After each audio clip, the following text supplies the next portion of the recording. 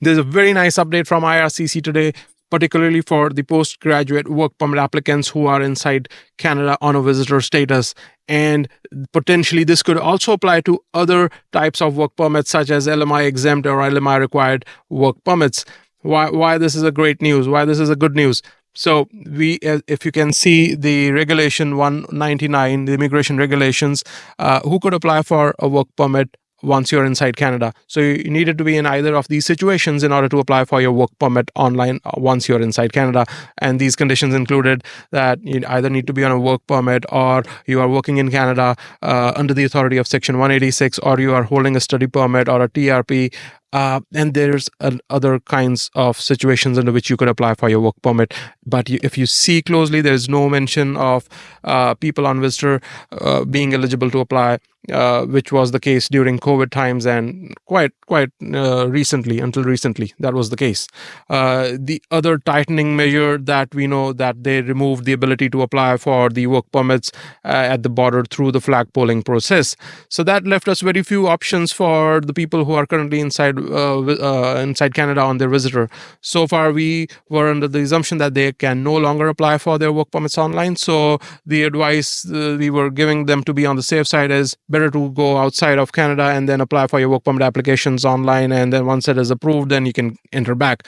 But this changes quite a few things. Now, if we look at the update from IRCC, it says that an applicant may submit electronically their application under Regulation 197 as if you're outside Canada while you still remain in Canada. You must maintain your status as a visitor until you receive the actual work permit. You cannot work, though, until you've received your work permit. But the good thing is that you can still be inside Canada while you wait for the decision. And once they've provisionally approved your work permit application, you will have to leave and re-enter Canada to be examined and issue the work permit. Now, this is a far better situation than you having to leave Canada. Imagine the amount of expenses, the time, the energy, the money, all that goes along was great. And now you don't have to go through all that pain, and you could apply for this application online inside Canada. You just need to be mindful of being in a maintained status or on a visitor status, a valid status inside Canada. However, I do have few concerns with this update, and I have raised these concerns with the immigration department, and I want to also I will be updating you as soon as I hear back from IRCC on this. So I've already written an email to IRCC today on the basis of this update, and my questions are: do the same provisions apply to any other work permit application type where the applicant is inside Canada on a visitor and they're not able to apply at the port of entry? So do the same PGWP provisions you've updated today, do they apply to other work permit types or not? My second question to them is that once they've received the provisional approval, can the work permit be issued at any port of entry type, such as land, sea, or airport?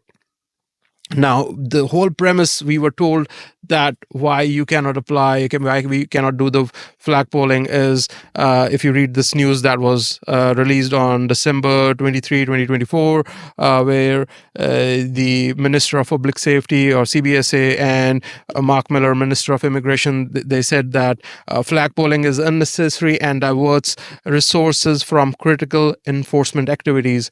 Now, are they going to entertain such people at the land ports again? So I think that's a very valid question to ask them, and we should be sure on what provisions are available to us, rather than rushing and reaching to the port of entry and then be told, hey, you cannot do this at the land port. So better be clear on this.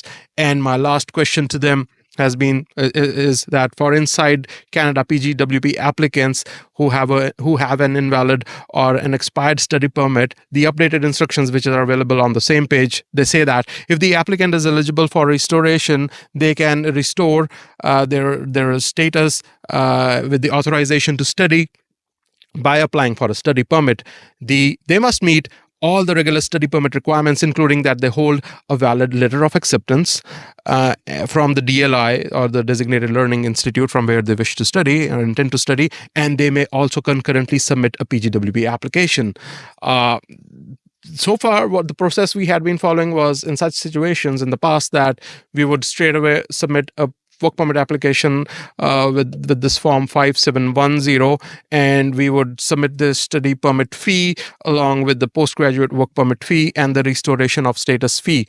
So my question to them is that they very specifically said that they need the LOA. Now, what if the student has finished their studies and they no longer have a valid LOA?